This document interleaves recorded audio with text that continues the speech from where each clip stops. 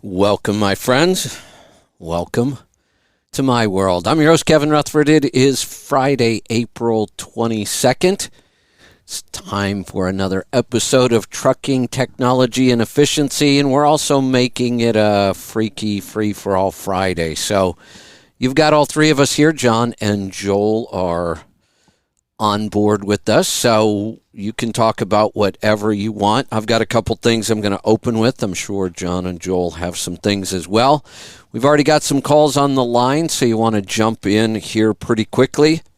The number to join us, 855-950-3835. All right, I better just get into my stuff pretty quickly here. Looks like we've got a lot going on today. So I did have a question on truckingtribe.com. Somebody read an article this morning in FreightWaves about Heartland. I did not see the article, so I don't know what FreightWaves was talking about with Heartland, but they asked me if I would expand on why I liked Heartland. I've said that in the past. I just thought it was one of the much better run trucking companies financially. That was my real interest in Heartland. When we talk about trucking in general, and we, talk about financials, and we talk about ratios, and most trucking companies do not perform that well. Operating ratio can be a little confusing. Operating ratio is kind of the opposite of what your profit margin is. So an operating ratio, the lower the number, the better. It's a ratio. So many trucking companies operate with a ratio in the 90s. That means they're making less than 10% profit. Many of the big truckload carrier or the LTL carriers, at times, if they could get to a 97% operating ratio, that was actually good. There were some years they operated in the red. An operating ratio of 101%, that's not good. An owner-operator, on the other hand, totally different model. You would never compare these two, but we could look at it. We should see owner-operators with operating ratios in the 40% range. That would be good for a single truck owner-operator. Once you add a truck and employees, then you have to start looking at those numbers a little differently.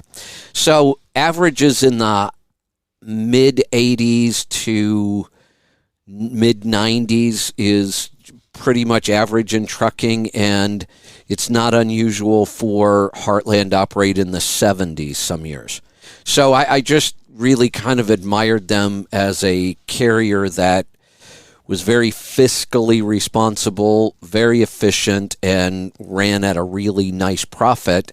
And one of the things they've never really put a lot of focus on is trying to grow. I mean, they certainly could have grown a lot more if they would have chose to, but I think they really chose to remain with higher profit margins. All right. Real quick, yesterday I talked about our app, for our listening app. That's the first piece of our new infrastructure we're building out, because that's the piece that you get to use. So we want to get that into your hands as soon as possible. Once we do that, we will probably start promoting the show again, getting more listeners back in. We've really been holding off doing that until we do have better listening technology.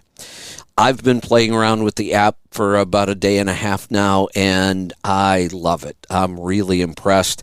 But somebody posted wondering why we would spend the time and the money reinventing the wheel when there's already a lot of stuff out there. And I want to explain it. There's two reasons. One, there are a lot of apps out there to listen to podcasts. I'm not very impressed with most of them. They all seem to be missing some really nice features that make listening a much better experience. Our app is very different from just a traditional podcasting app, though, because on most podcast apps, they don't really do live stream. and they don't do live calls, and they're not on the air 5 days a week with multiple shows, and we plan on growing more shows. So there really isn't the wheel out there, not for us. We do need to invent our own wheel, and we are, and I'm pretty excited about it. It may even become a commercial project. We may end up turning our technology into a subscription service, another revenue stream. So the biggest reason, well, we have two big reasons, really. One, we want you to have the best experience possible. We have multiple shows. The app sorts them. You can follow some shows, not follow other shows. We are working on some technology that doesn't really exist in the market at all right now, on being able to search audio, which really doesn't happen right now. We have a lot of topics, and if you wanted to say, I want to learn more about reading oil samples, so I want to listen to a lot of calls about oil analysis. Well, if we pull off the technology, the programming team tells me they can, we will have that ability. That doesn't exist right now. Nothing even close to that exists in any of the apps we've looked at. But there's another big reason. The app is just step one. That's the piece that you get to use. We want to make your listening experience the best it can possibly be.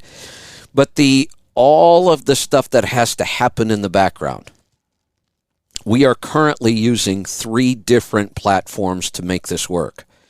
We have a platform to distribute audio and pull in all the different pieces we need, mix them, and create one signal.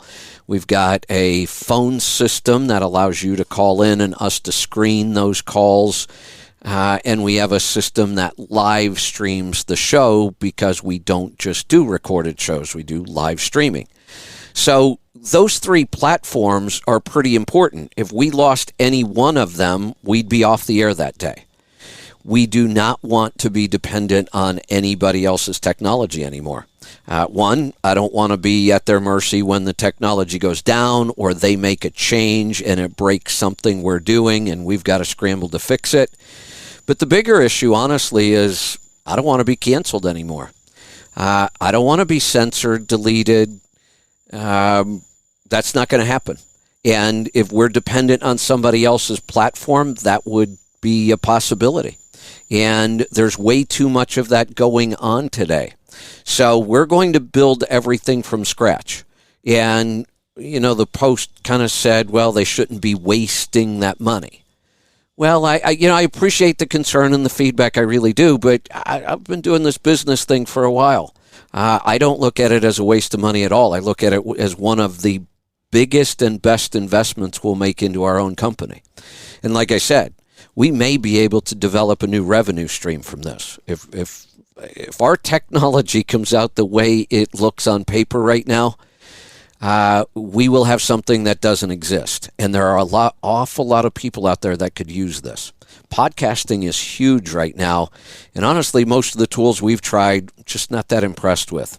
So that's that. I have a couple other things I want to talk about, but I want to make sure that we get John and Joel in here, and the calls are starting to come in hot and heavy, so I'll save some of my stuff for later. Looks like Joel is first up on the board this week. Joel, welcome back. Hey, it's good to be back. Oh, great to have you here. What's on your mind this week? Oh, lots of stuff. I want to kind of touch base back on the transmission thing. I've heard the discussion again about the double overdrive, single overdrive thing. And I just want to touch base on how I kind of look at that. But before I get off on that, just everybody needs to be aware that this violation of the Clean Air Act looks like it's getting very hot and heavy, and I had the opportunity to chat with some folks that are involved with some people at EPA, and this isn't going to let up anytime soon. So just y'all make sure you have your ducks in a row when you start to tune and change things in your engine. engines are generally set from the factory and certified at that setting. And I know even when we change a setting, going from the 425 factory tune to the 500 factory tune, say they have to send us a new valve cover plaque, and that says that all this meets EPA requirement and whatnot. And understanding is that these companies that they're kind of taken down here, they're turning over customer names to EPA. Whether they follow up and they go directly to the customers that these shops done the work for, I don't know. But my understanding is that EPA is in possession of these people that have had deletes done where they had sidestepped the Clean Air Act. So people just need to be aware of that. I hate to see people get in trouble and have to spend a bunch of money and fight a legal battle. Yeah, and you have to know that when they go into these companies, they are absolutely going to get that customer data. Whether they use it or not, we won't know yet. I haven't heard much about it, but there's no doubt. If they go into a company like this, they're going to want to know every vehicle that company worked on. Yeah, just be very, very careful. I guess that's the prudent thing. I like to tinker with things as much as the next guy, but when it comes to this stuff, you're going to have to be very aware of what's going on and understand the legalities of everything that's going on. And myself, I don't understand the intricacies of what's happening here and the legalities of everything. But I do know that it looks like it's full steam ahead on enforcement with this stuff as far as the Clean Air Act violators. So just be aware of that. Got it. What else you got today? Transmission stuff. So we hear this all the time, double overdrive, but there's only one overdrive ratio, and there's a lot of confusion here. This is the way I look at this. So from the perspective of the driver and somebody who specs a truck, the mechanical workings of the transmission are really irrelevant. So power flow and how the gears are arranged and what that transmission doesn't mean a whole heck of a lot. It does impact the overall efficiency, and you can get a general idea of efficiency from that transmission manufacturer. But when you are speccing a truck, you absolutely need to know the ratios of every gear in that transmission. So if you have one overdrive ratio, regardless if it's 0.86, 0.73, or 0.66, and there's only one overdrive ratio for the purposes of speccing and operating that truck, that is a single overdrive. If you have two overdrive ratios, then obviously it is a double or a triple, whatever the case may be. And the reason we need to look at it that way is because when we do tractive effort calculations, we have to have those ratios in order to make the calculations to know, okay, we're dividing torque in these gears rather than passing it straight through or multiplying torque. So in reality, I know there's a lot of people who have a fit about this. If your transmission has a 0.86 and a 0.73, that is a double overdrive transmission from my point of view as a guy that specs trucks, and from the operator's point of view, because he needs to know when he's using those that he's dividing torque. The power flow and how it goes through the transmission is irrelevant to the driver and really to the guy speccing the truck. So I just thought I'd throw that out there. I mean, a lot of people are really getting out on weeds in this, and it's just confusing everybody as far as I'm concerned. Yeah, and here's what I've learned over the years in this industry, and I'm sure it's not just our industry, is that we'll never get control of the terms. Everybody uses them different, and to try to get everybody on board is impossible. And there are other examples of it. You know, we all do it. I do it. We call a guy with one truck in his own authority. A lot of times we call him an owner operator. Well, is there a really clear definition for that term? Because technically that's a carrier now. So, and we've been fighting those kind of weird different uses of terms forever. And this is kind of the same thing. What you just said would technically be correct by the words. You have two overdrive positions in the transmission, so let's call it a double overdrive. In my mind, if it's down in the 0.7s, whether there was one gear or two, I think of it as a double overdrive because it's the ratio that matters to me. So, and it's surprising how many people, every once in a while we get somebody that doesn't even know their rear end ratios. But that's pretty uncommon. Most people that own trucks at least know the rear end ratio. It's shocking how many people have no idea what just the final ratio is in their transmission, much less all the others. Correct. And we're also kind of seeing this with the term downsped or downspeeding. Yep. So we're looking at axle ratios, but just, you like to make the suggestion, put a 264 and run it in direct drive. At that point, you are no longer downsped. When you look at your 2.64 final overall ratio, if you had a 308 or a 325 in overdrive, you actually have a faster overall than that 264 running in direct. So this gets very, very confusing to people, how we make this work. So I guess we got to be very careful how we throw this out there. But in speccing terms, we actually need to know what those ratios are. To me, the four most important gears in a transmission, regardless of the number of gears, are your deep reduction. So we know how aggressive we can get with the rear axle ratio. And then the top three gears, we need to know, is it overdrive direct, or is it overdrive direct under, or is it direct under? Those are the things that we need to know in order to kind of to spec a driveline efficiently and really start to take advantage of the downsped concept. When we were doing a lot of the kind of pre-emission trucks and really working on fuel economy, and we were going to the 264s, we never used the term downsped. We didn't talk much about RPM really at all. Our only goal was really, most trucks were running around with 355s, and if you went to 264s, you would be pretty darn close to the same RPM in direct as you were in your final drive with 355s. And that's really what we were really accomplishing, was gaining the efficiency of the direct drive. Because really, most of the trucks we looked at, there was about a 300 or 400 RPM range there sometimes that didn't seem to affect fuel economy much. Or there were too many variables that we couldn't pick it up well enough.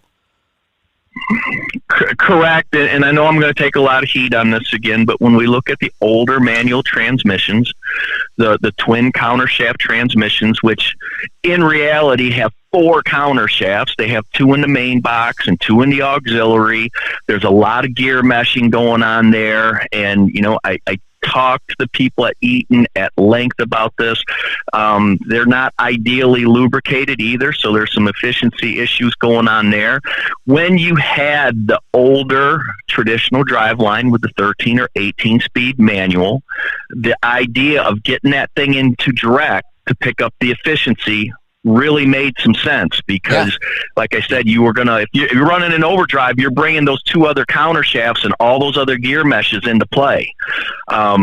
With my understanding of how the power flows through that is it's divided, it goes into countershafts, comes back to the main shaft, and then goes straight through. So you have less total spinning mass going on and less gear meshes. So it did make some sense.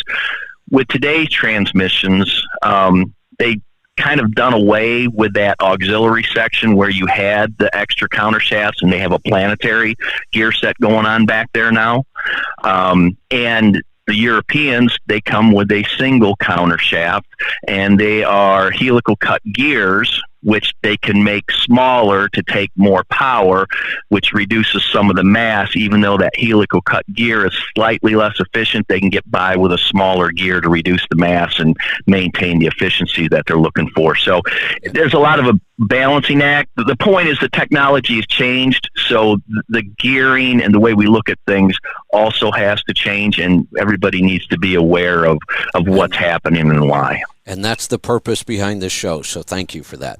Now, there's one more term. Matt just reminded me of it, and I've tried forever to get people to understand this one, and it just didn't work. But I'm not giving up. Every time I heard the term automatic transmission, I'm like, no, they're not automatic transmissions. They're automated manual transmissions, and that one would make me crazy because that's a significant difference. Yeah, we're not pumping oil around. Right. And when we say automatic, we typically are thinking torque converter and pumping oil and losing some efficiency in that regard. You're exactly right. Yeah, it's an automated manual, no doubt. But that one's not going away. People still call them automatics all the time. Yeah. So yep, we just have to deal with it. All right, there's always so much we can talk about on this show, but it's time to bring John in. John, I have to keep you silenced there at the beginning because once three of us get in here, it just becomes kind of a madhouse. What's on your mind today? It's chaos. I know. And Joel and I have been talking about this transmission thing for a while too, so that's kind of on my mind as well. He sent me a whole bunch of graphs and diagrams and things this morning that are pretty cool. On that, I don't think people realize the efficiency jump with what he's talking about. And, again, with what I do, we're looking for efficiency everywhere we can, and it all turns into speed. And in this case, it all turns into fuel in your tank or fuel that wasn't burned to do that. So, with the modern transmissions, with that little planetary on the back to give it the extra range and just one counter shaft, it's a pretty significant change. I don't people realize how big it is. I'm not sure what's in some of the other transmissions. The BT12, I'd like to maybe see what's inside of. But the Volvo, the I-Shift that he sent me the diagram of, is much like a racing transmission. Aside from the planetary on the back, we don't use those, but that's something that's been around since the 50s. I mean, the old Laycox overdrive on an old MG was exactly the same thing that he's got on there, but they're using it as an underdrive instead, which is really kind of cool. So you've got your transmission, and you've got a planetary on the back to change your range, which is kind of neat. But like we talk about, and even one would recommend that, people driving, you use direct on their 13 speed, even though that power flow is going straight down the shaft and out the back, you're still spinning probably 80 pounds of stuff. And that 80 pounds of stuff that's spinning requires fuel to spin. And it's also got windage from oil. And if you're not paying attention to what oil you've got in there too, that's another drag. So you're turning all these gears around, and even if they're engaged, they're all still spinning. You don't realize that when you shift a gear, you only disconnect the gear from the drive shaft, basically. You don't disconnect it from drive from the engine. So they're all meshed and they're all spinning all the time. So, whether that gear's loaded or not, is still in there turning around, and its mass and so forth. So to clarify what Joel's been going on and some of the heat that he's getting online, and I've got to agree with him too, that the dual countershaft stuff actually has 4. There's 2 little ones in the back on the auxiliary as well. So, and more gears spinning around back there that are bathed in heavy oil and so forth. So, yeah, so that's been on my mind too. Joel told me some of the flack that he was getting and so forth. And I've got to agree with him on double overdrive not being a ratio, but being a when it's got 2 that divide torque rather than 1, regardless of what that ratio is. The ratio is just the ratio. And we had the discussion of faster gears in the rear end of the truck and how that makes your ratios closer. When I put faster gears in the back of the race car, all the ratios that I'm able to change in the transmission, the steps become closer on those to get my overall drive ratio. So, not to confuse things even more, but if it is a 0.6 something or whatever, if you've got faster gears in the back, that drop's not as big in the RPM. So just give that some thought. Now, let me jump in there because I have a thought. That's because of percentages, right? Yes. So here's something because percentages are useful in a lot of places. This is one of them. There's another one I want somebody to explain to me, though, because I've never understood why, as an industry, everybody who talks about, and I'm talking mostly the companies that talk about fuel economy gains, and we made this change to our product, and they always state their fuel economy gains as a percentage. But that doesn't make sense to me because we changed physics, and a truck that's getting 5 miles to the gallon is only going to get half the gain that Joel's going to get. That's never made sense to me. No, it doesn't. I don't know. And again, you got to watch where you use your percentages. Right. Yeah, this seems to be a place where it's a bad use of a percentage because it doesn't work. Right. Because when we make the change, we're making a change to physics someplace, but that's kind of a fixed change. It doesn't, that we didn't change physics more because we were already getting more fuel economy. Did we? I don't think we do. Absolutely not. Right. Right. So, but almost every single article you'll ever read, every product, they always put a percentage on it. I've always tried to go by tenths, and I know it's not quite as accurate because, we can't measure some of these smaller gains, but that whole percentage thing has always made me crazy when it comes to fuel economy gains. It's funny the way. No, go ahead. Yeah, it's just tough in general, whether it's percent or tenths, if you have a single truck to actually confirm any type of fuel efficiency gain. You can track the trend, and your trend may be up and it may be down, but you cannot technically say, no, I gained X amount when you're running a single truck. Nope. And, that's kind of what I feel thankful for in a fleet application where we can have multiple trucks and we can look at things and say, yeah, this actually done something. So, I mean, you're right on the percentage thing. If I'm getting 10 and somebody else is getting 5 and they say you're going to gain 4%, I'm not quite sure how that works, but in fact, don't we kind of struggle with the opposite? It's much easier to get 10% gain on a truck that's doing 5 miles. Well, I'm not even going to use the percentage because, again, that's not the right way of doing it. It's easier to pick up 0.3 on a guy who's getting 5 than a guy who's getting 10. In general, that is right. Correct. I would say you're correct in 95% of the circumstances. That's right. And I'm not sure how the physics work there because it's not logical to say that it should be a fixed number either way. But there's that law of diminishing returns kind of thing that I think happens in fuel economy.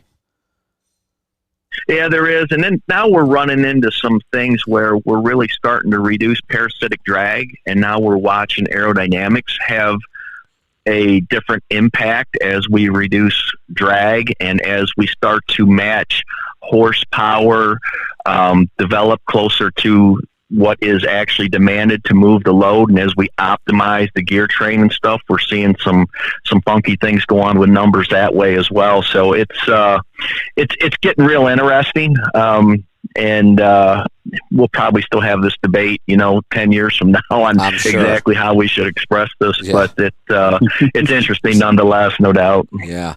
What else you got, John? That was about it. I was listening to the show yesterday, and then I rolled into Power Hour from Tuesday, and I probably should have texted, but I couldn't have. It was a repeat. But a fellow called in. He's got a International Pro Star that's doing really well, and you guys went on about stuff he can buy, and there's more stuff he can buy to make it get better. But no one mentioned alignment, wheel bearings, any of that stuff. Charger, cooler, overhead, oil sample. Yeah, I used to be. Yeah, I used to hit you all of those manifolds and intakes. I know. And no, that's a good point. That's a good point. And if he's listening, yeah, go see, point that thing towards Chad out there and get him to run a string around it or put a laser around it and get all his wheels pointed straight and do his caster reduction deal. And there's a lot of stuff that will be instant. It's not a whole lot of money.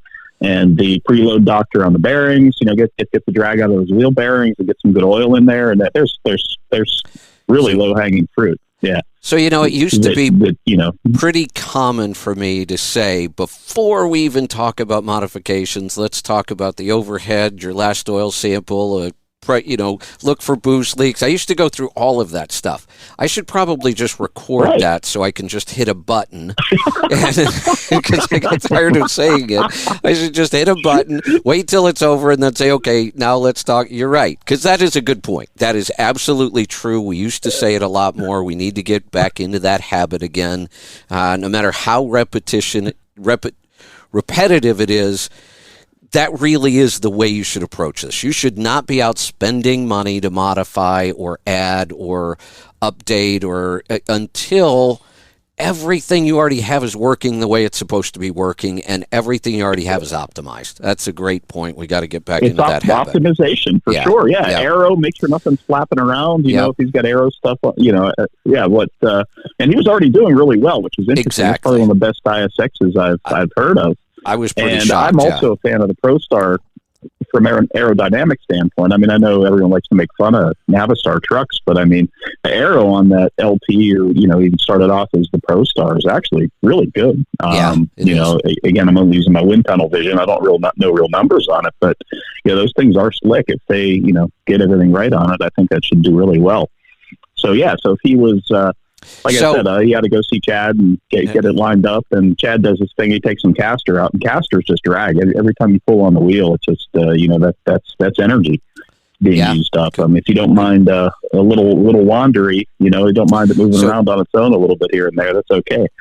So there's my excuse for not saying it yesterday. I figured that truck with an ISX, if it was getting that good, all of that stuff must have been optimized already. No reason to reinforce it. That's and right. If you look at how they align, the factory specs on aligning rear axles are atrocious as far as I'm concerned. I get to keep it off the crown of the road thing, but screw that. I'm sorry. It's just going to wear tires, and that all that energy is going. It takes fuel to do that. It's burning fuel to keep those things pointed the wrong way like they are. So if it were mine, I'd say run a string around the head. So we do it on a race car. I know the MD alignment bits are a laser, but just get everything pointed straight and get all the drag out of that. And like I said, let Chad do his caster reduction on it, and you're good. And I guarantee you, there's a half mile per gallon in that stuff. Well, if I remember the number right, I may not get it exact, but I'm close. I think Mike Beckett says the OEMs have 7 minutes on the assembly line to align the truck. I think that's right. I think that's the number. It's 7 minutes. Every operation. So yeah, that's true. I was at the Heat Factory, and they could roll a truck out every 8 minutes. So every operation in there on the assembly process is 8 minutes. Yep. Yeah. So an alignment is one of those. Yeah. Yep. Yeah. I think that's exactly right. And think about it.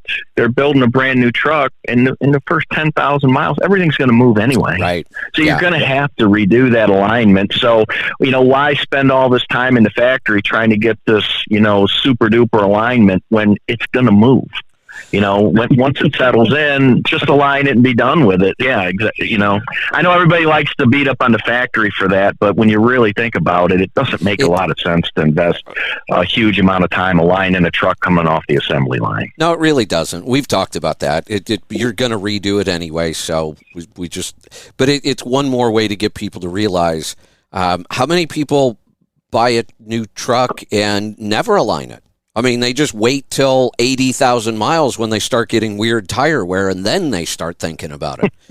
So we tried to get them to understand there's two big reasons why you need to do it early. One, they didn't do a very good job at the factory, and two, it's all going to move and shift and wear in anyway. Yep, absolutely. All right. One other thing I wanted to talk about, because we've talked about this a lot in the past, this idea of, what are we going to see first in this industry, true battery electric trucks or hydrogen electric trucks? And we've talked about cost and range and all kinds of other things, and I read a really good article this morning. I forget who wrote it. And I didn't realize this till he pointed it out, and then I started thinking, and it's absolutely true. I have not seen a single hydrogen electric truck with a sleeper. They're all day cabs. There's no room for a sleeper. They're running it in Europe. Volvo's got the heavier transports with a sleeper on it, longer distance, hydrogen electric with a sleeper on them. What's the sleeper size and what's the wheelbase?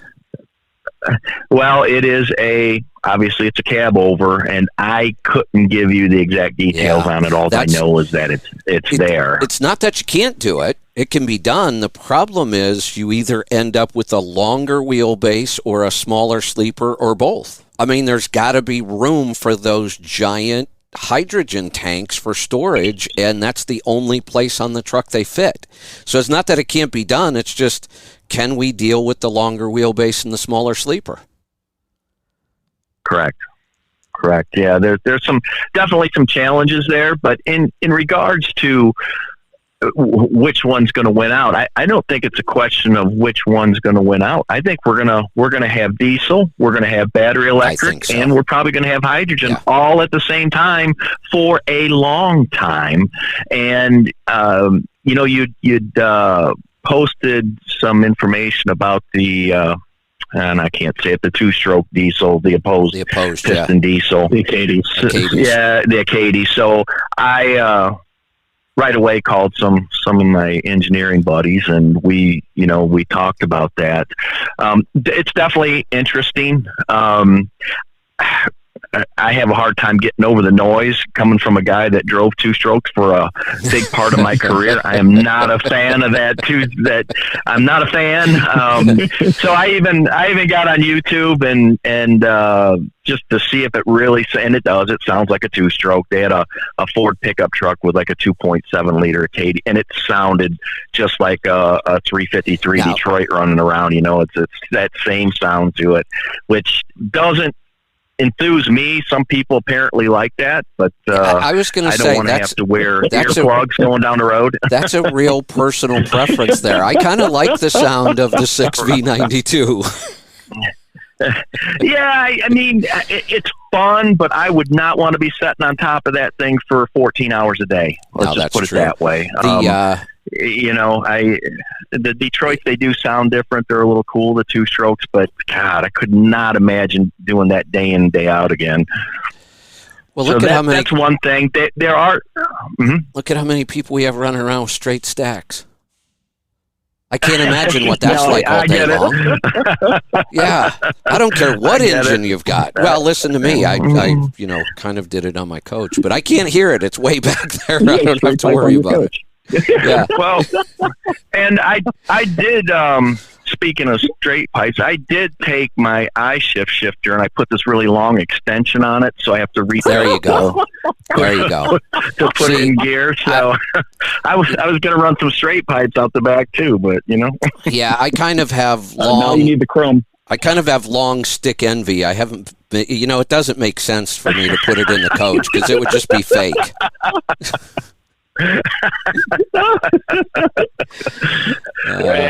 As we were talking about yesterday, Joel, he's compensating for something there with that long shifter. That's right. There's compensation going on. That's right. Yep, that's right. Yep. That's what it's all about. Compensation. All right. We I think we've got to get to some phone calls because we could just go on and on all day here. Let's head off to Oklahoma. Mark, welcome to the program. Kevin, Mark Gwynn, currently in Oklahoma from Houston. I got the pleasure of meeting you I was with Paul at the Louisville Truck Show. So we met, talked a few minutes there. So anyway, I just want to tell you I appreciate you and enjoyed meeting you and all like that. So thank you. Okay, I have a question. All right. Okay, my numbers for the first quarter. My revenue for the first quarter was 108,636 miles. That was on 31,113 miles for all miles for $3.49 a mile. Wow. My fuel costs were the average I paid for a gallon of fuel was $3.65. On the NASTC plan, and that's all. That was from cheap fuel to really high fuel. Currently now, my 90-day average is 77 cents a mile. 77 cents, a mile per gallon. So I can use Paul's bookkeeper. My taxes are all done and all of that. So I have a cost that's involved in what I do in that $3.49 a mile. Whereas because I haul cars and my fuel mileage is really bad, we all agree. I mean, Steve Cron couldn't help me do anything. He said maybe you could lower your front clearance a little bit. Yeah. But anyway, so I use a lady to book my freight, and it's a dispatch service, but it's like All they do is book it, and the money comes to me, and I pay them. And but with this new, and I've been doing this car hauling with the 10-car Cottrell setup now for a year, and there was a learning curve, and everything's coming into I understand it more, and there's different customer bases. So my cost to them is 8%. Now, when you look at the mileage percent, the cents per mile that I'm paying them, it's just below 28 cents a mile that I could eliminate and do this myself, which I am considering doing because the lady that I use has personal problems. It's interfering with her ability to do work. And she doesn't understand when I say all miles, and she brings other things in the equation. And this morning, I just flat out told her, I'm like, I really don't care about other people. The only person in business I'm concerned with is me, right. Which I get this, like I'm selfish or whatever, which I'm not selfish. I'm worried about me because that's all I can control. Because you Mark, said in the beginning of this corona crap. Yeah, go ahead. Let me jump to the chase here. I'll book your loads for 25 cents a mile. That's outrageous. 28 cents a mile. Yeah, cancel that yesterday. Yeah. Yeah. I asked Paul. Paul's like, well, I haven't done your business model before, but he goes, I wouldn't put up with that shit. No. Now, look, I get it. Yeah. If somebody, I am all for running a business where you focus on your core competency, what you do best, which is driving and delivering cars. And I have no problem outsourcing other stuff to other people. But that is an outrageous price. And I don't care how she tried to spin it or explain it or what else she thought she was doing, but that's insane. It really gets driven home when you run it down to the cents per mile on all miles. Right. And when you do that, it's like when you look at it 8%, and you think, oh yeah. But then this morning I'm laying in bed and I'm like looking at this, this is where that. This is where that percentage thing doesn't work again. Great example, because freight rates are all over the board. If she's getting 8% when you're booking freight at $1.80 a mile, that might actually work out to decent math. But at $3.49 a mile, and all of a sudden she's getting 8%, she's still doing the same job. She's getting twice as much money because it was based on a percentage. But this is another great example. Mark, you listen to the show. How many times have I told people, understand your numbers, because these things then become apparent? Yeah. Right. Then now you get it. You understand it. Yeah, you have to know your numbers down to everything. And it's like they tell you everything that's going on. Yeah. And it's like when you look at it, when you break it down, the cost down to that, it's like, I have a problem here. And it's like... Right. I know what the solution is. I just have to figure out how I'm going about it. Because Paul's like, "Did you tell her to F off?" I'm like, "No, I can't exactly do that right now. I got too much in accounts receivables and stuff like that." And I said, "Besides, the lady we use in accounting, who I'm going to offer her some more money to handle the receivables." I'm like, "She's getting a knee replacement today, so she's out of the picture." So there's things I kind of have to wait on right now. That's so it's fine. like I've got to get a plan together to like how to go about doing this, and it's like. And here's another example. I talked to some people that control Hyundai, a significant amount of Hyundai and Kia freight over there. And I recently, last week, hauled a load for them. And it was from Montgomery to Beaver Falls. And John knows where it is, Beaver Falls, Pennsylvania. Went up there and then loaded it in the airport. Came back to Raleigh. Well, the load to Beaver Falls paid $4,900 out of Kia. And I called them and I was talking to the lady and she's like, I said, I got an email. She goes, "You're on an email list with us?" I said, "Yeah." She goes, "You must have done something right and got good ratings because we just don't put everybody on the email list." Because he said, we like to offer it to people we know first before we go out and put it on the load board. Exactly. And I'm like, that sounds like there's Rutherford right there speaking to me through a lady in Georgia. So, yeah. Hey, so, hey, Beaver Falls, Pennsylvania is famous for something. Donnie Iris. I have no idea. Donnie Iris is from there. Most people know who that is. Yeah, a lot of people I have probably. no idea who that is. Donnie Iris and the Cruisers, great rock band from early '70s. They're still around though. I've been to so many of his concerts over the years because Michael Stanley was from Cleveland. They always toured together. But I was talking to one of my friends the other day, and he said, "Hey, we're going to another Donnie Iris concert." I'm like, haven't we been doing that for like 50 years now? You should see him, Kevin. He's 75, or I think he's 75 now. He is so fit. He looks like he's in his late 50s or early 60s max. Boy, maybe I do need to go see him one more time. And yeah, he sounds great. I saw him less than a year ago. Did you really? It was fantastic. I didn't know you were a Donnie Iris fan. Within the last year. I love Donnie. Yeah, me too. Oh, yep, me too. All right.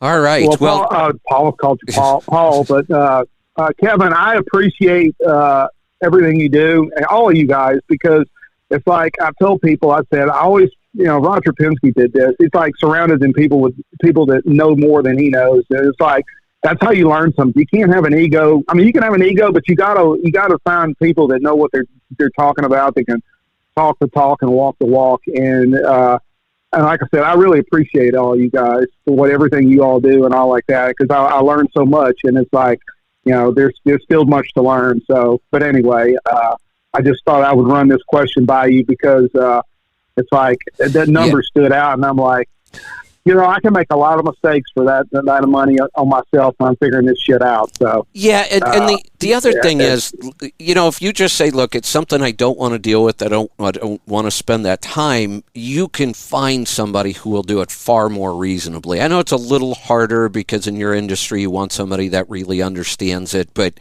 that price is just outrageous.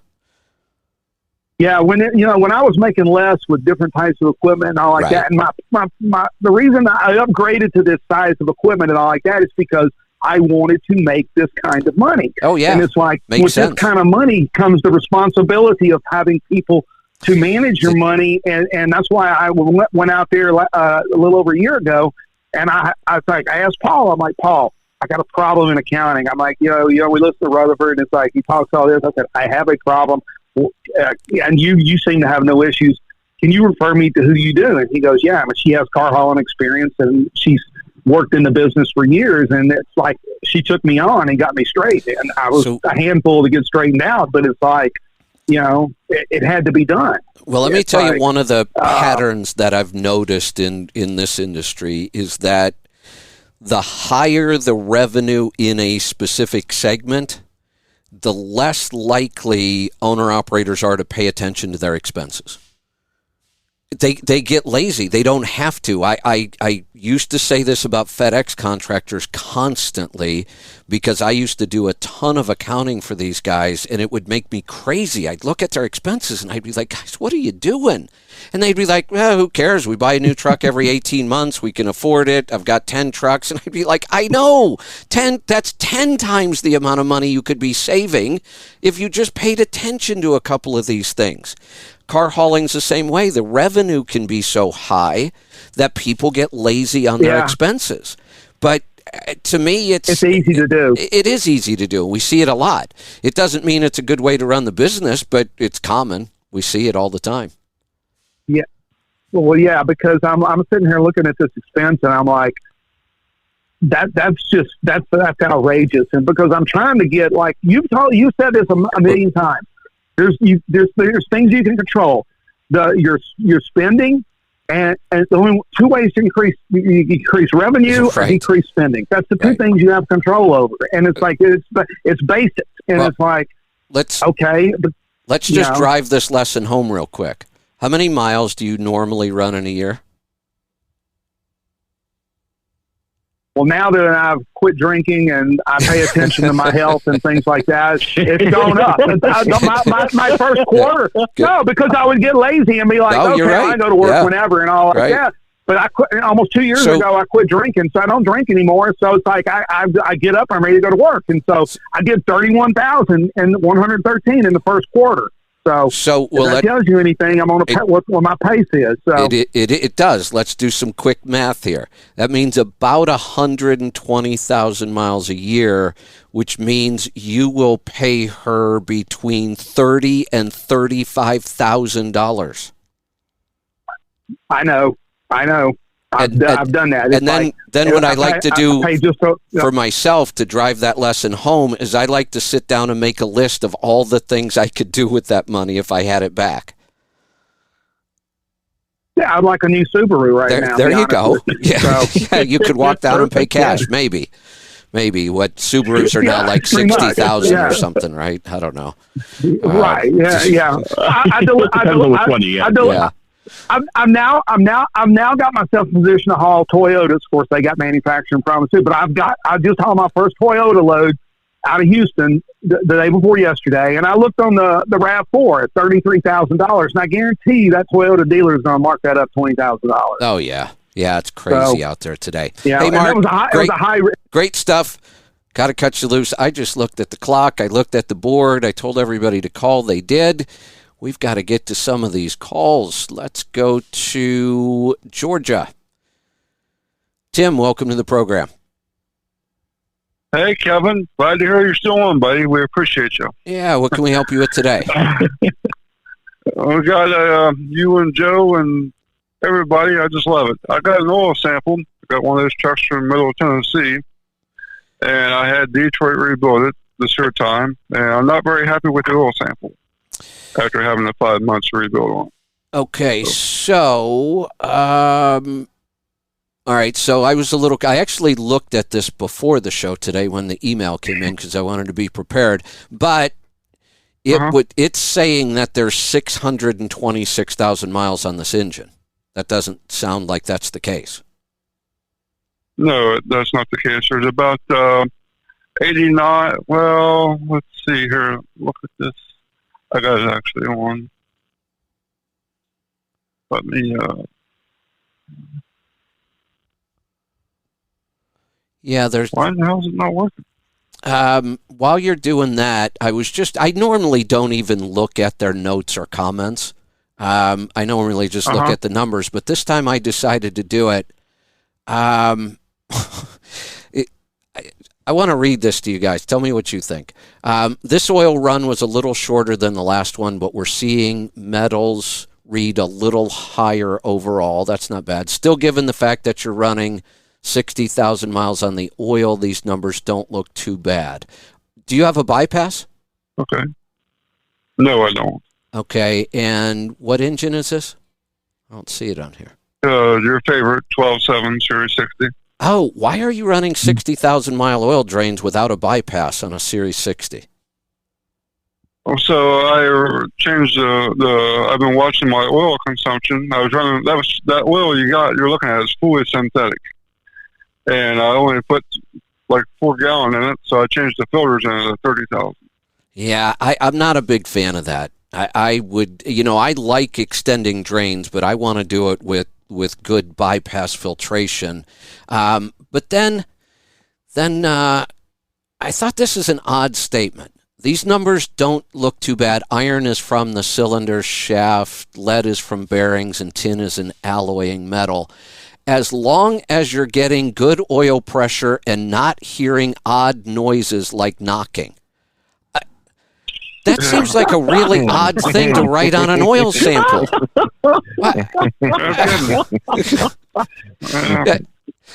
John, Joel, does that seem odd to you?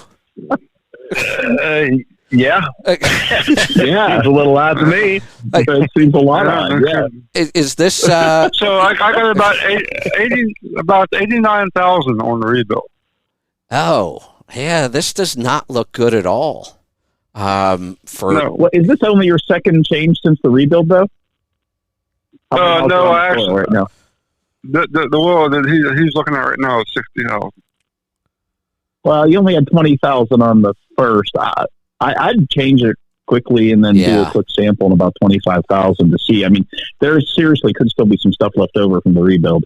Yeah. Are you using catalyst? If you're not running bypass filter, and if you're not running bypass filtration to help clean that up, I know you switched the filters at one point, but they're not fine enough to make that much of a difference. I would I dump this stuff now and then run it for a little while. Even like 15,000 to another sample before you get too freaked out about it. Yeah, well, I just changed it. I changed it with that sample, so I'm going to run it 15 okay, good. And we'll pour another one. Yeah, I would do it dump quickly. it at 15 or change the filters? Yeah. Dump it at 15 or change the Well, filters at 15? Don't dump it. See, here's the other thing. I'm not sure if people are using oil samples correctly.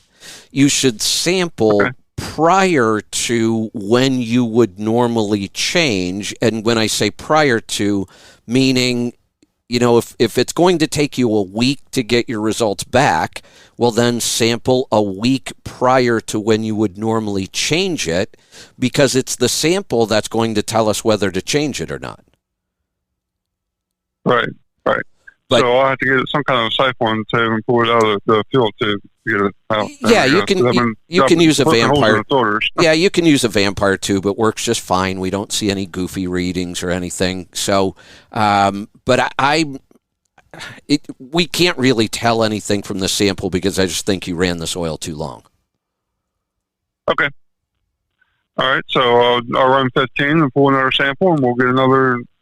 See what happens, and I'll call you back and see what happens. Sounds good. Because it'll tell us, like, before how many, everything, my history. Well, so. It'll tell us a lot about the condition of the engine. I mean, right after an in-frame, we can look at things and see how well they did the in-frame. Is it tuned right? Is it running efficiently? Are we seeing excessive wear metals, which we really don't want to see? A little bit higher in the beginning, but the problem with this is it's just we normally don't look at 60,000 mile oil without a bypass filter. So it's okay. And it's we're really soon after an in-frame. It's not good information right now. So let's get a pretty quick one done at about 15,000. All right, I'll do that, and I'll call you back. I appreciate you guys. You're welcome. Thanks for the call. As long as your engine's not knocking and you have good oil pressure, don't worry about it. Did the shop that did the rebuild also do the oil sample, I wonder? I wonder. Holy cow. Let's go to Iowa. Chris, welcome to the program. I was just wanting to know if I were to go out and purchase a truck right now on like a 2-year loan to pay it off.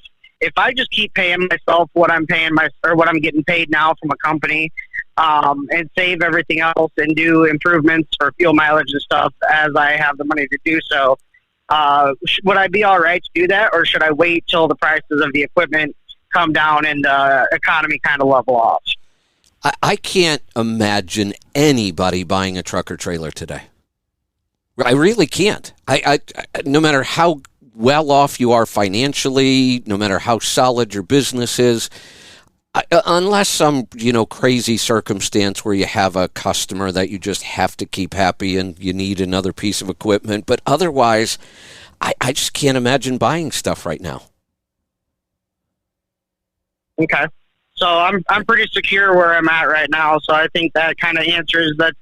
I had a feeling that's where you were going to go with it, but I just wanted to get your opinion on it. So I do greatly appreciate it. Go ahead. Well, I was going to say there have been times in the past where equipment prices might be up 10, 15, 20%. We kind of bite the bullet and we just do it. But these prices that I'm still seeing are just absolutely ridiculous. I mean, they're nowhere near where they should be. John, Joel, you guys have any thoughts on this?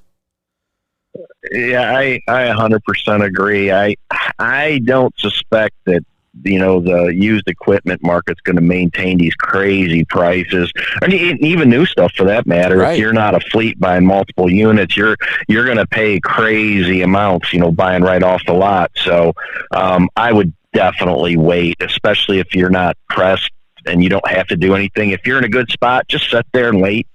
It's going to be more than worth your money to do so. All right. Well, I do greatly appreciate it, guys, and I do enjoy listening on the podcast more than on the radio. And I am going to get that email in there to, I believe, Angie, to try and be part of the beta. The beta testing. Beta, yeah, that's what I'm looking for. Yep, because I'm on Android, and I think that app would be a fantastic thing, especially for people out here on the road driving throughout the day. So, yeah, well, Get the email in. We have a limited number of spaces for the beta testing program. We want to manage that. We want as much feedback as we can, but there's a lot to manage on our side, so we don't want to get overwhelmed with it. But we are even exploring technology that will change the app based on whether you are driving or not. And we can know whether you're driving or not from your GPS, from your phone. So we've got some pretty cool stuff that you just don't see in other podcast apps because we're addressing our market directly. John and Joel, I mentioned that to you guys earlier in text. You guys should get on that program. Help us out with it. Absolutely. I'll text Aaron after the show here and see. Hey, real quick before we jump off, I've been sitting here geeking out about gears. Not that I wasn't paying attention to other things, but I got my Excel spreadsheet out. Okay. And, because Joel and I go on and on about drops and how I think they could be more progressive. But when you look at the overdrive, and you were talking about a double overdrive or not, and basing that upon the number, it looks like Joel's truck's got a .78 overdrive, right? 785, correct? Yes. 7.8, yeah. So I just did 7.8. So if your truck, Joel, has 264 gears in it, it will go from 1369 to 1068, which is 301 RPM drop at 62 miles per hour.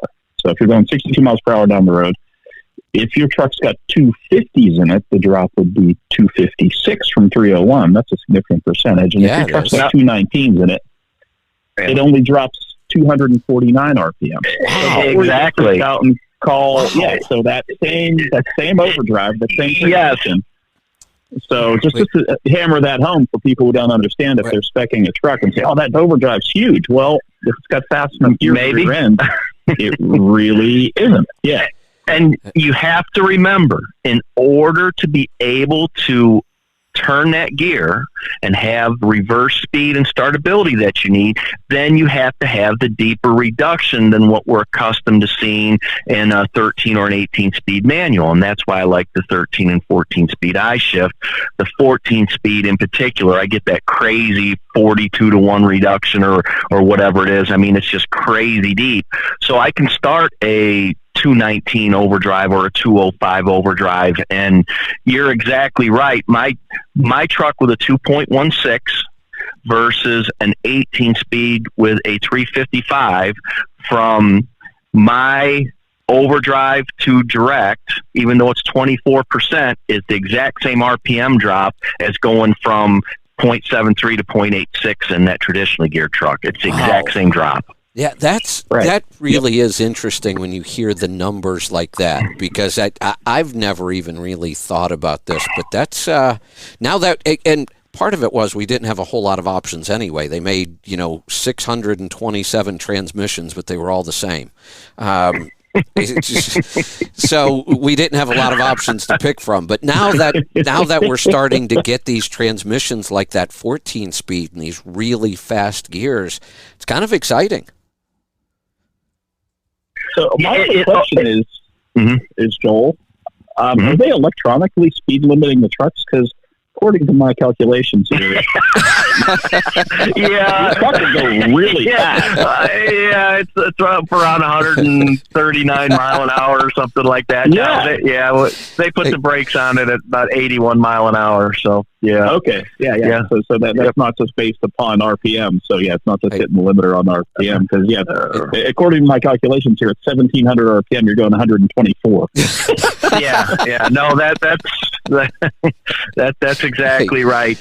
But the other thing to keep in mind too is when you look at these new engines, there's a reason that we are producing horsepower at lower RPM, and obviously that's to leverage the benefit of the lower piston speed. So that extreme overdrive, which was never really usable in the past, is completely usable now with today's modern engines. So that's just something to keep in mind. Hey, I've got an assignment for you two. Mm-hmm. So, John, I'm going to give you the geeky part of this, and Joel, you get the fun part. John, you seem to know how to do all these crazy kind of calculations. I was just thinking in my head, you calculated that the truck should do like 130 miles an hour based on the gearing. Do we have enough horsepower to push that thing through the wind at that speed? No, you run out of horsepower in that 80 mile an hour range with a 455. It really starts to take some serious horsepower to push that truck faster than 80 mile an hour. That's what I want John to do. Tell us how much horsepower we would have to get that speed. Oh, I can figure that out. Yeah, I thought you could. Okay. And then Joel, you get we can do that on the calculator as well. Yeah, you get the fun part. My last truck. I want you to go out and see where it really tops out at. Well, I'll tell you what. We'll just go, jump on Donner or one of those, and we'll just kick it neutral and let it go. But no, I've actually done that out west, and it's about 81, 82 mile an hour, right in there. She's about done. That's all you're going to get. So that's kind of interesting because running out west, I get passed by some of those trucks that are doing 80, and you start thinking about how much horsepower that requires. It's crazy. Yeah. You're exactly right. Yeah. Yep, wow. It's nuts. Yeah. And as you know, the energy's in the fuel. So right. if it's making energy, it's burning fuel. That's right. Burning it more efficiently is great. That makes a big difference, I realize. But yeah. Wow. Okay. The other thing to keep in mind when you're out west is you get those 20 and 30 mile downhill slopes. True. Right. And you can really run the speed up on those. They're slight, but they are downhill, and it does make a difference, no doubt. Yeah. Interesting. All right. So, yeah, my last truck was a 377 Pete with the full. You guys could Google this. Canepa is the guy who does restorations and stuff on the West Coast, but he built race transporters for some years, and it had a custom front bumper and side skirts, and everything was sealed off. It was a 377 Pete with smooth headlights in it, and it was slick. It was really slick, and it had 264 gears in it, and it was a 1991 or 92, I forget what year it was. And when I bought it, it only had 400,000 miles on it. It was originally built for Nissan's GTP program, which was kind of cool. It had a plaque on the dash. It said this Peterbilt custom. It was custom built for Nissan Performance Technologies. It was kind of a neat truck. But it had 13 speed with 2 overdrives in it, and we had a 264s in it. And it had a Cat 3406B in it, mechanical.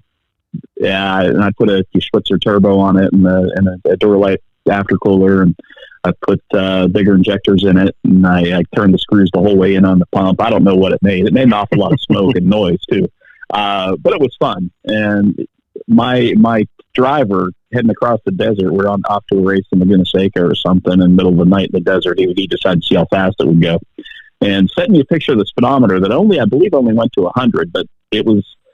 The needle was pointed somewhere about straight down. If you did the math, it was somewhere around 120, and it was just screaming. Yeah, so he I think he was still driving when he texted me the picture of the speedometer, and it made it the whole way to 2100 RPM or wherever we had it limited to. I think it would turn 2100, and it was it got a whopping 4 miles per gallon on a good day, but it was fun. Yeah, it was. That's what we used. And it's not what I do. Not what I do if I had it to do again. But it was a cool truck. Yeah, sounds like it. And awesome. Yeah. All right. Yeah, we're gonna that was fun. Continue on. We've got more calls. We're gonna head off to Washington. Dan, welcome to the program. Thanks for taking my call, Kevin. And I've got a 2020 Glider Western Star 4900. About to put some new drive tires on it. Wanted to compare. Right now it's got 11 R22.5s. Was thinking about going down to a low pro. Can you tell me if there's a benefit? And let me also tell you, we normally run 70 to 75 mile an hour. Okay. Going out across 80. So there's a benefit in physics. We can talk about that first. The lower sidewall has less rolling resistance because you have less flex. Now, there's other variables, but if we're comparing the same make and model of tire in just 2 different sizes, then we get rid of most of those variables. And the shorter the sidewall, the less flex, the less rolling resistance. So we've got that. We've got a smaller footprint. So that's less rolling resistance. we have less rotating mass, so we have a physics advantage there. So, yeah, I'm a believer in smaller tires are more efficient. Another issue right now isn't always an issue, but tires are getting harder and harder to come by, and the tire manufacturers are all saying that when they have to decide which tires to build, they build the most popular. So the odd kind of sizes don't get built as often, so they're going to be harder to find. And I have to believe that low Pro 22.5s are the most popular tire in trucking right now. So now then you've got to say, okay, we have all that figured out. Now we have to look at gearing, though. We want to make sure you're not messing up your gearing. I kind of doubt that you would, going from just an 11R to a low Pro. But there are two issues you have to look at there. John and Joel, any thoughts on that? Yeah, in the terms of gearing, you can see a significant horsepower delta when you go from a standard profile to a low profile in certain instances, depending on your final drive gear and what your gearing is in the transmission. When we do those tractive effort calculations, sometimes changing a tire size can be a 15, 18, 20 horsepower difference in certain circumstances. But I think, Kevin, you're right. Typically, it's not going to be that extreme. So you're probably okay in that regard, unless you've got some pretty fast gearing in that truck already, and you're right out there on the edge. Changing that tire size may have an impact. Yeah, I think you should always calculate it. That's why I brought up both issues. You should always go double check to make sure you're not going to screw up your gearing. But as far as physics go, John, are there any advantages to that bigger tire? No, none. I didn't think so. It's physics. No. Well, again, you do lose some contact patch when you get smaller, so the bigger tire does have a little bit more rubber on the road. Aside from that, there's really not a whole lot to do there. It'll ride nicer. I mean, so yeah, the taller tire actually has a smoother ride, obviously. Right. But again, the gearing's going to kill you on that one. I mean, if you're going to go the low pros and do a gear change at the same time, especially running the speed you run, that's going to be tough. Okay, we have the 14-liter pre-EGR Detroit. We have a 13-speed, and we have 342 rear ends in this Western Star. Yeah, with 342s and low pros, no way. No. Yeah. You're trying to run 75 miles an hour. No, that's not that. I don't know that I would make that change. No, that guy's going to be screaming. Yeah, you're already geared wrong. You're already geared wrong, and if you make this tire change, you're going to be geared wronger, and we don't want to do that. Wronger. Yeah. Add that to the dictionary. Yeah, that's right. So, hey, what transmissions in this again? 13 speed? If we were going to make a change on the rear ends, and we still wanted to run that speed, and say we did want to get down into direct, would it be possible, and what number would you go down to? Dan, before they answer that, I'll let them work out the numbers, because my first thought was, you better have a damn good reason for running 75 miles an hour with $5.10 per fuel. Seriously. Well, okay, it's time-sensitive freight, basically, is How the much? issue. Yeah, okay, so it's time-sensitive. What's it paying per mile? That I have to. My boss knows. Oh, okay. All right. I thought this was your money. all right. If it's not your money, I don't care. No, we're a small Ford truck company. You know, he tells me where to go, and he gives me a hell of a paycheck. So. Just so we understand the impact. So, again, you got to look at the rate. Is that time-sensitive freight paying enough for you to go do this? And a lot of people just don't look at it. They say, oh, yeah, it pays more. Well, how much more? Because the difference in today's fuel cost between running 75 and 65 is about $12,000. And if you wanted to go 55, which it works, freight still gets delivered at 55, you're talking $25,000 per truck difference in fuel cost. That's $100,000 on the bottom line for a 4-truck fleet. Yeah, absolutely. I understand. Yep. So but if you want to do it, yeah, go ahead. If you want to do that and it's cost justifiable, myself personally, I'd drop a 250 in there or a 247 and run it. So now let's do. You said a 250? Let's do some more math. 2.50. Let's do some more math. You want me to give you some real numbers? I've got real numbers here. Hold on before you do, John, because somebody needs to answer this. With today's shop prices and everything else going on, what's it going to cost to change gears? I'm going with at least $8,000. Yeah, so we got to make up that $8,000. If you buy it new, that's exactly right. You find ratios like 247 and 250, which was a very popular direct drive ratio a few years ago, and you can pick those things up fairly inexpensively. And I know a couple guys that, they've done the complete swap out for like $3,500. And they did the labor, right? That's what Steve Crone did. Yeah. Yeah. No, this was actually labor in a shop. Yeah. Okay. Yeah. Because they picked up some gears for like $800. I mean, it was fairly reasonable really used. Yeah. Yep. Okay. Yeah, because most people are afraid of those gears. They're not running direct drive, and they think, oh, God, if I put that in an overdrive, my truck ain't going to go up a hill, right? I'll have to push it up the hill. So, John, give us some numbers then. All right, what are we looking at here? So with the 342s, I think that's what we put in there, right? 342 with the low pro tire. I'm using 40.2 inches tall, which is pretty average for a low pro. At 75 miles per hour in double over, in the second overdrive, he's going to be at 1,566 RPM. Mm-hmm. Yeah. That's now, awful. If we go down to, let's go to a 250, because those are available used. Like I said, Steve did that. He got a cutoff, and those are widely available. So if you are going to go to a used set of 250s for a reasonable price, if it was for a reasonable price, so let's go 2.5. At 75 miles per hour. Let me take a look here.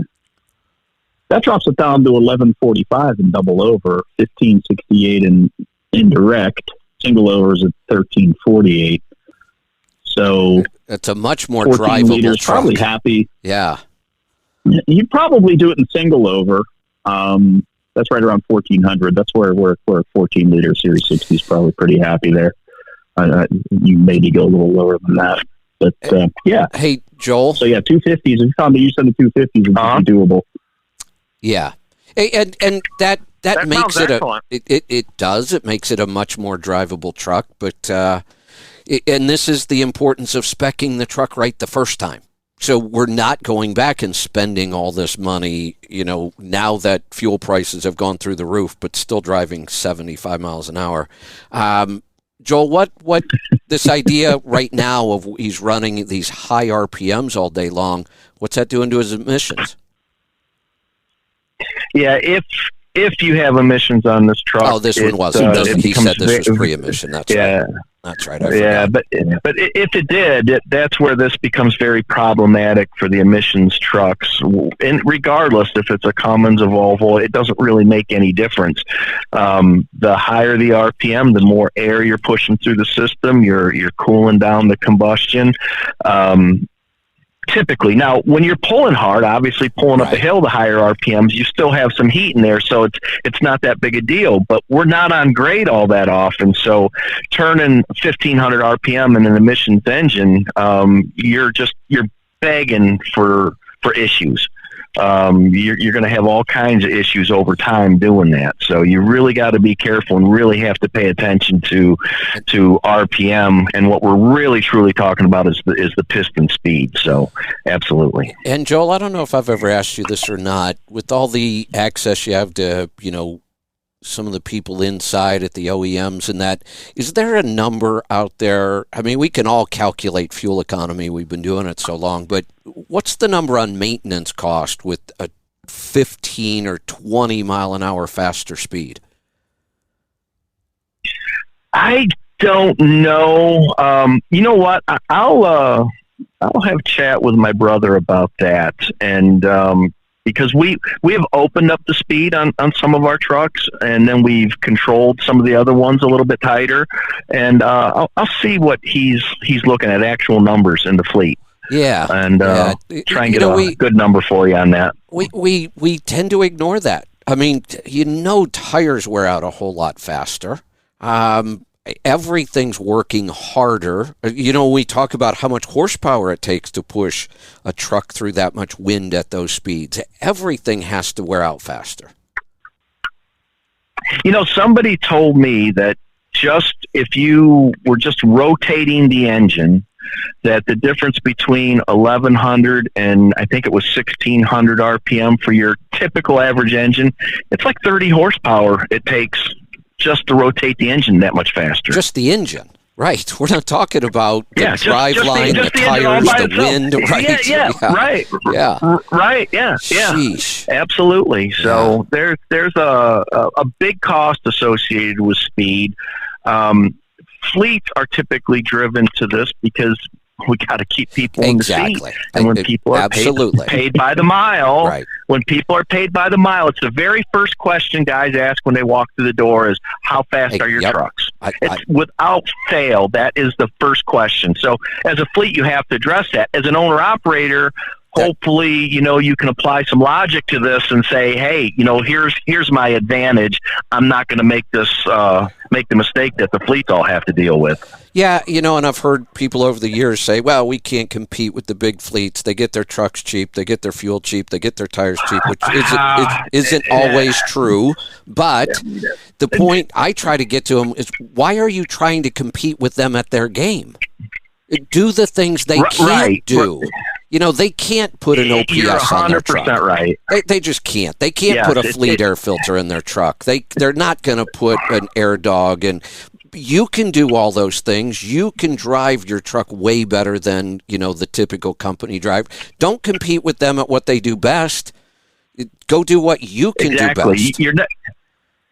You're never going to win that economy of scale game against the fleet, ever. And you shouldn't even be thinking in those terms. Exactly. It should be efficiency, because that's what they can't do. They have too many assets to manage. Yep. They cannot manage efficiency. They have to do it through economies of scale, completely different business model. And as a small fleet, if you would even attempt to do an economy of scale thing, you're gonna be out of business in a big hurry. Hey guys, you two talk for a little bit, because I'm sitting in the shop and my generator just came on because my voltage got low. So I will be back in, in 1 minute before I smoke everybody out of here.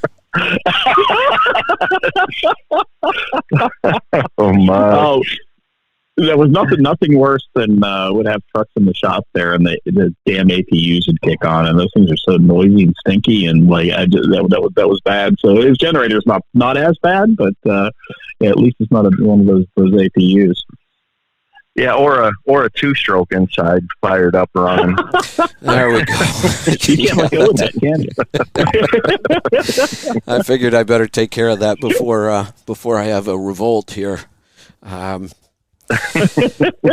guys. Yeah, you're still there. Why are you still there? Oh, I was going to talk about that today, but we had so much to talk about. So, well, let's hear it. All right, let's hear it. How long are you going to be in town? Maybe we'll have dinner. Well, at least tonight, if you could make it. I'm hoping I get out of here tonight, but it's not entirely guaranteed yet. So here's what happened. The first time we had it in, remember how much work it was to do a smoke test on it? It was insane. I didn't want to tear the bedroom apart because I had never really done it, and the shop said it's a lot of work and you really don't want to do it, and so I didn't at that point. And so we found that one big boost leak. We fixed it, and then we went on to other things and kind of forgot about. We never went back and retested. We fixed the one, and then we ran out of time, and it was the weekend. So last Friday, I hit the road, and I'm heading east on the Pennsylvania Turnpike, and I'm on that last climb before Somerset there, and I'm easing on the throttle and passing everybody up the hill until I wasn't passing everybody up the hill anymore. And I looked down and I was producing all of 9 pounds of boost. Oh yeah. Oh, lovely. Yeah. All that boost from that tune blew one of the tanks off of your charge air cooler, didn't it? That's exactly what it did. But that wasn't the first boost leak I found, because you can't really get to the charge air cooler. And I'm in Somerset. It's Friday night. I'm like, oh, what am I going to do? So I decide I might as well tear the bedroom apart, because I'm going to have to get to all this. There is so much damn plumbing on these C13s. My air intake comes in from one side, my charger cooler's on the other side. You got all the plumbing to the 2 turbos. It's a mess in there. But I look down and the manifold clamp, it's got that 3-piece manifold. Manifold clamp, the T-bolt's busted, the packing material's gone, and I thought, well, I can't believe I lost, 30 pounds of boost from that, but I got to fix that, which was about a 4-hour job trying to get that 4-piece clamp in there, because you can only reach one hand down there. So that was a whole nother story. So I got that fixed, knew it wasn't going to be the only problem, took it out. Now I had about 14 pounds of boost. Nobody in Somerset, even though there's like 10 truck shops over there, really wanted to even talk about a boost leak. Nobody really knew how to test one. The one mechanic I'm talking to is looking at me and he's like, do you realize you could just have a pinhole someplace? We're never going to find it. I'm like, what? What?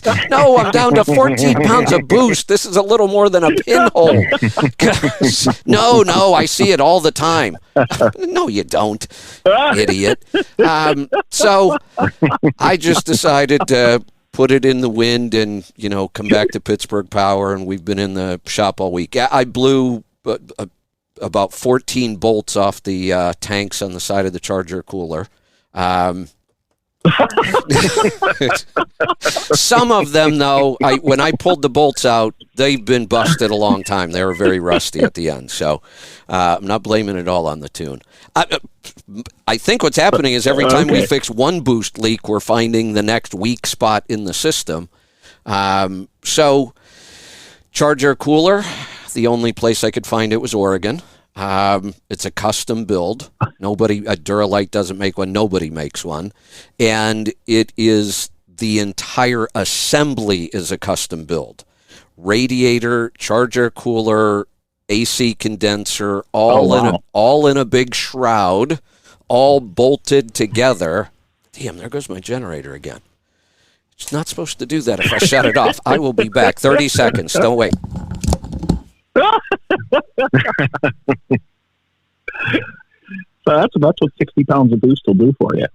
Hey, I'm thinking maybe they should have went the other way and took it down to 400 horsepower. Probably would have saved a lot of time and money. I heard that. So I called the factory and I said, how do I change this thing out if it's all one assembly? And they said, well, on yours, you got to get the coach up high enough and the whole assembly has to come out the bottom. I'm like, you got to be kidding me.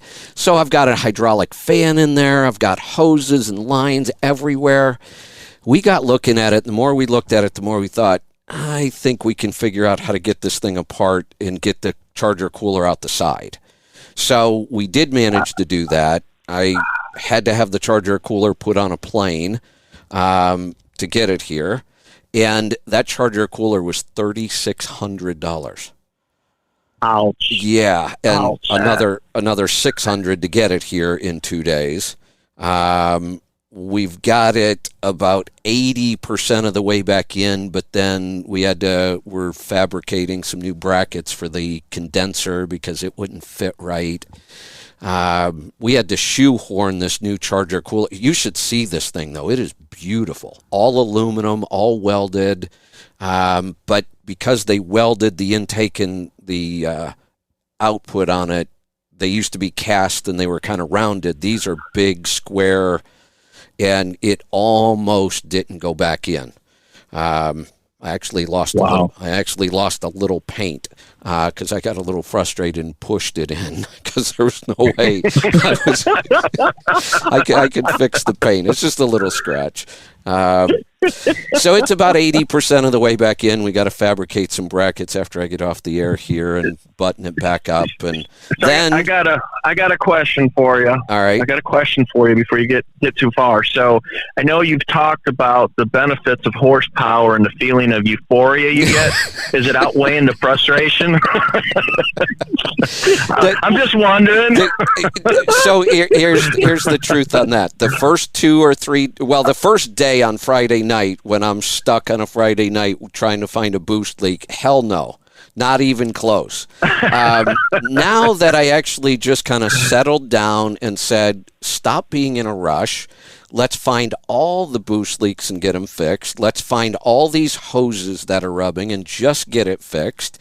And I've actually kind of enjoyed hanging out in the shop all week, and we really tore into this thing. I put the back shocks on, which I was going to wait till I got home on that because I wanted to get back out on the road.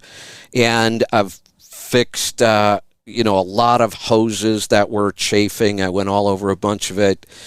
Today, when we get this in, it's not going anywhere till we absolutely fix every boost leak because I have everything taken apart now. I can get to everything. So, no, in the beginning I thought, oh, man, this is a pain. But now I'm kind of glad I did it. The coach is just at that point where it needs some TLC. Needs it anyway. 200,000 miles on a coach is like $1 million on a truck. So it's just time, and I'm kind of enjoying it. I mean, I've been every day. I just get out there and I've been working on it till 9:30 every night, and I'm kind of glad. I've never really spent this much time on it, and I think once I get this all taken care of, I think I'll be good for a while, and I'll still have all that horsepower to go have fun with. There you go. There you go. But yes, it did create some issues with boost leaks. All right. Yeah. So my next story is that Allison automatic in there. So so we'll see what happens when you get through the mountains going home. What's the torque rating on that thing? I never even looked. I have no idea. I don't know either. You may not want to know. I know. It's less than you're making right now. I'm sure it's less than I'm making. Yeah. So we'll see. We'll see, because we've always said as long as you've got a good driver, it shouldn't be a problem. Uh-huh. Now that I've said that, if my transmission fails, I'm not telling anybody. Yeah. Yeah. If it does, I'm going to pick on you for the rest of your life, right? Yeah, I know. Yeah, you'll know if I come on the air one day and talk about shifting my new transmission. There you go. There you go. You may just need to plan your route home by where friendly shops are. Then you head towards T&E and then go somewhere who we have out west. But yeah, you gotta go that way. Yeah. Yeah. Honestly, you know what I've been doing? While I'm here in the shop every day, all these tool trucks keep pulling in. I've just been upgrading all of my tools. So I can do it myself. Hey, John, what did we talk about with toolboxes and compensating? Oh, yeah. Kevin, you got the tune, you got the tools, you got everything going on. You're doing it all. I got tall shifter. You can't do the tall shifter, Joel. You got that one, yeah. Right? I've got to say, I said to Joel yesterday. We were chatting about that and different things of such. But I had a mechanic here. My shop's kind of small. My whole building's only about 4,000 square feet, and at the time, I only had half of it. At least I have the whole thing now. We owned the building, but we had a tenant in part of it back then. And I ran my team out of a small one side of it. And I hired a new mechanic who was an old friend from other teams, and he'd been around forever, a really good mechanic.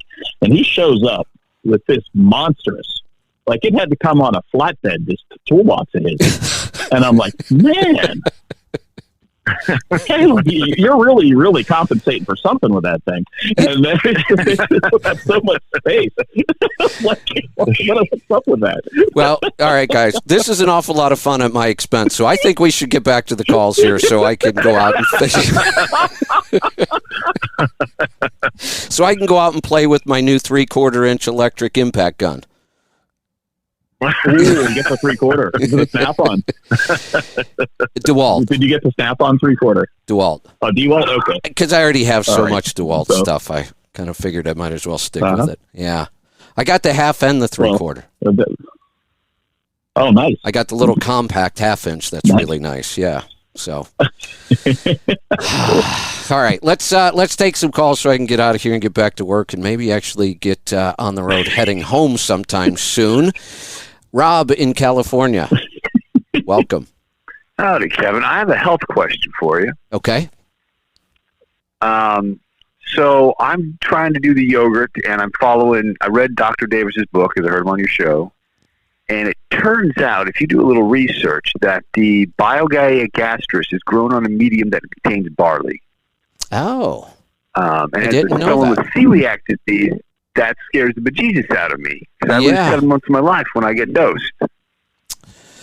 Yeah, I'd stay away from it. I didn't No. realize that. You know, for Okay. even for people who want to be kind of grain-free and gluten-free, things like blue cheese can actually have gluten because they grow the mold for the cheese and all that on a wheat substrate. So there is some gluten in there. Most people that are not celiac, it's such a small amount of gluten, it's not an issue.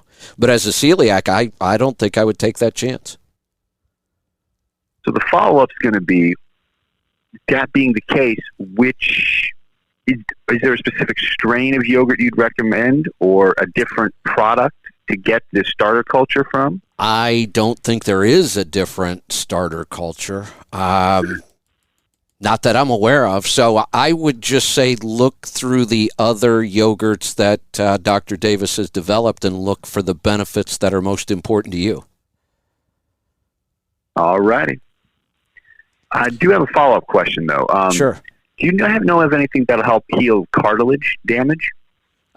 Your best bet is bone broth. I would just be drinking 12 to 14 ounces of bone broth every day. All right, will do. Thanks a lot, Kevin. Appreciate it. You're welcome. Thanks for the call. You know, I'd also have to look through Ancestral Supplements. They may have something for that. I'll take a look at that, and I'll see. Let's go to Illinois. Matt, welcome to the program. Hi, thank you for taking my call. I'm looking around this weekend to buy either the Full Blow Aero Kit or full fenders. I'm just wondering which one would have the better aerodynamics, or if I can actually combine and use both. That would be like wearing suspenders and a belt. What's your Yeah, duty cycle? don't do bowls. What are you doing? What's your van trailer? What you got going on? Reefer trailer. So, my experience with full fenders, if you are dropping and hooking that trailer with any frequency at all, you're going to knock them things off eventually. And so anything that you might gain, you're going to lose repairing them. So I would really think twice about the full fender idea. I completely agree with that. John, is it possible that full fenders could actually make aerodynamics worse? I believe they do, especially the skirting. You see the stuff flapping in the air if it's not solidly attached. And I personally don't believe any of it is rigid enough to be super effective. I mean, I know, it's the part of the Aero, what was that program that the government did for the tax write-off? So it had everybody hanging that stuff on their trucks. Smartway. Smartway, yeah. I know it's part of that, and people do it. But there are other solutions. I'm a big fan of the Smart Truck stuff. Their little diffuser that they put right in front of the axle to redirect that air, I think, is way more effective than side skirts. And their ARGs, their little laminar flow things on the back edge of the trailers, I also feel are more effective than those other little vortex generator deals that you guys use. I just do the flow below is really. I like the flow below because, as we've talked about before, with the aerodynamics of tires is really terrible. So fairing the two together like that Flow Below does makes a difference. It probably reduces the drag to being more like one tire than two. So there's definitely, just go with Flow Below for now. I agree. What's your area of operation? Typically, it's Wisconsin to Texas. Oh, nice. Okay. Yeah, you would probably get some benefit out of it.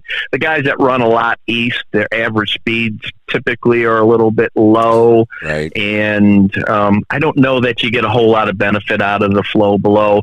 Once you get west of Mississippi, I think it's a no-brainer. So, yeah, I think that's probably your best move.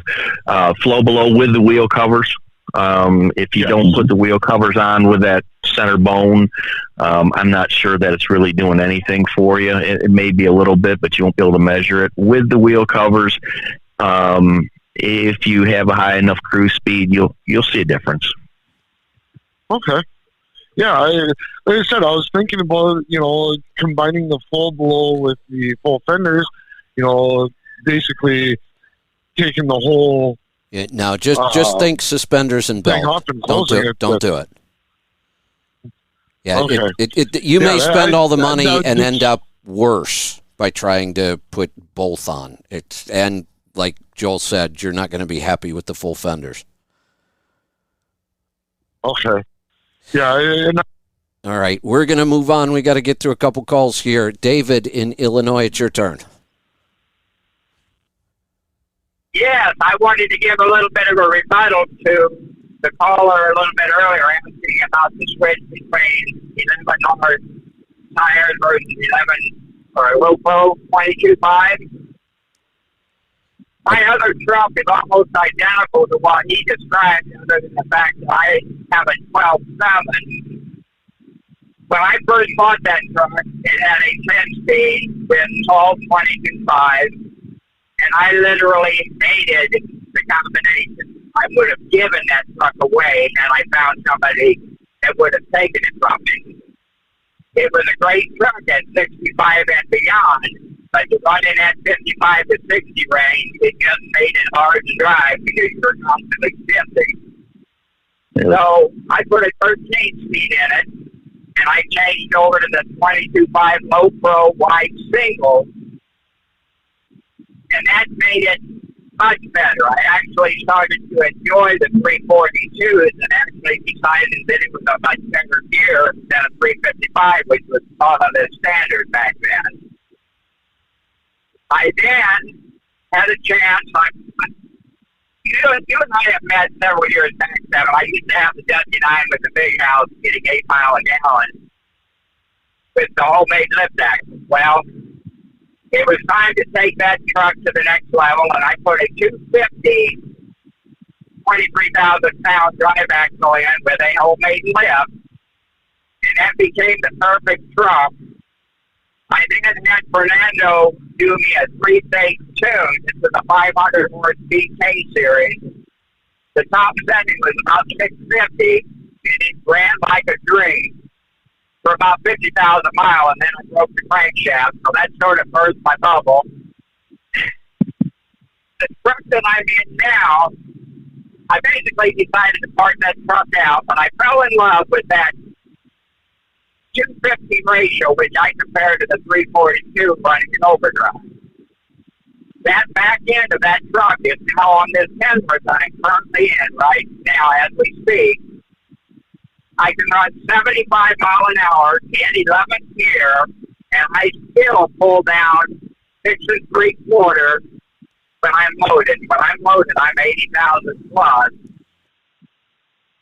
When I'm empty, I've got 3 axles on the ground, and I can knock down 8.5 to 9 based on what speed I'm running. But in all situations, I've gone from the tall 22.5 to the low pro 22.5.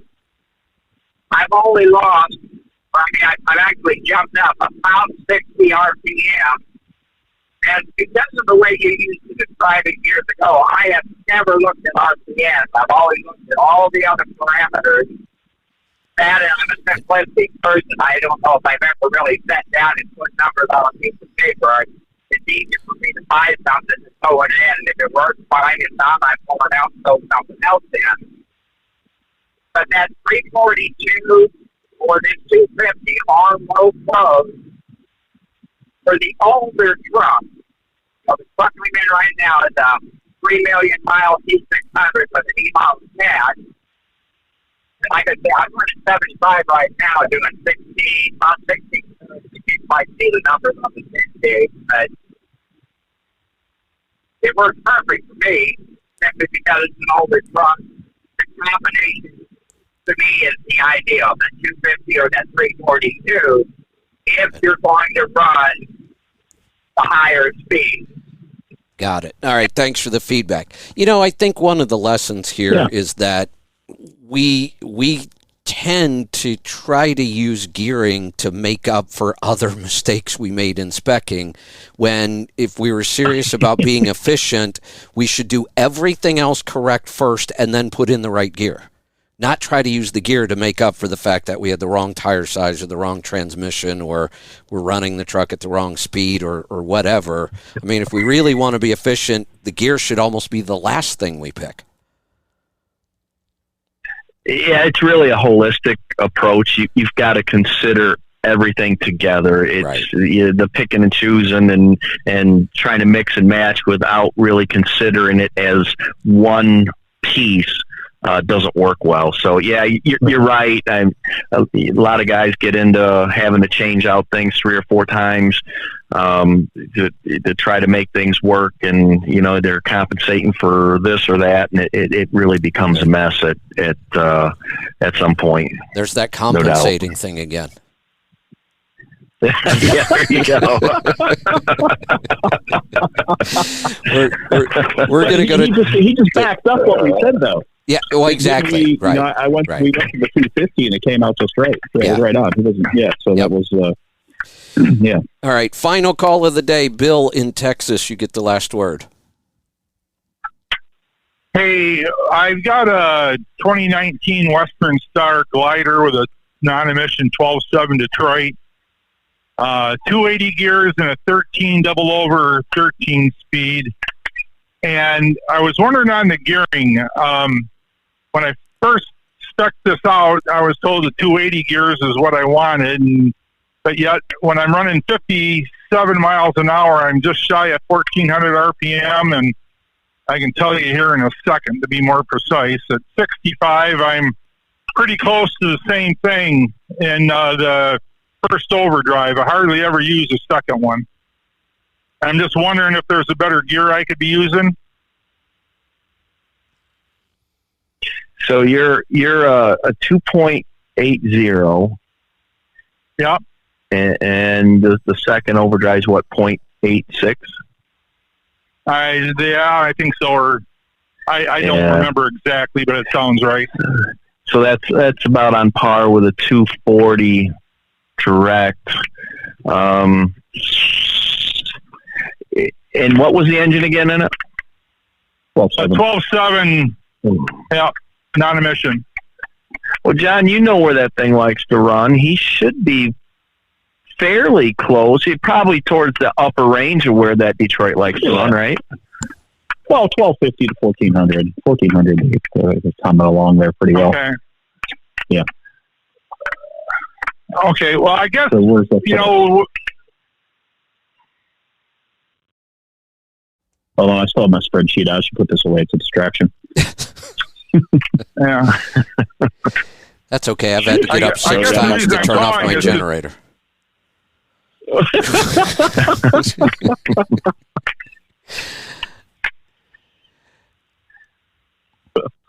But go on, where were we on that? So you have a 280 gear right now with a low pro and a 13 speed, right? Yep.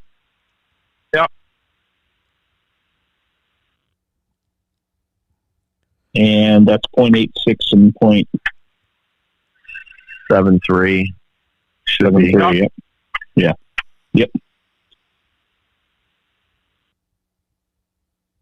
So what speed do you like to run? Well, most of the time I'm running 65. I like running 57, but you're right there in single over there. Single over puts you at 1309. Yeah. Does that fit with what you're seeing right now? Okay. That's at again 40.2 tall tire. Okay. Well, I was just wondering because all the talk on piston speed and everything, I don't know how that relates to my engine. Yeah, all that's gonna. If you listen to me talk about it in a Volvo, it's not going to apply to your Right. Detroit.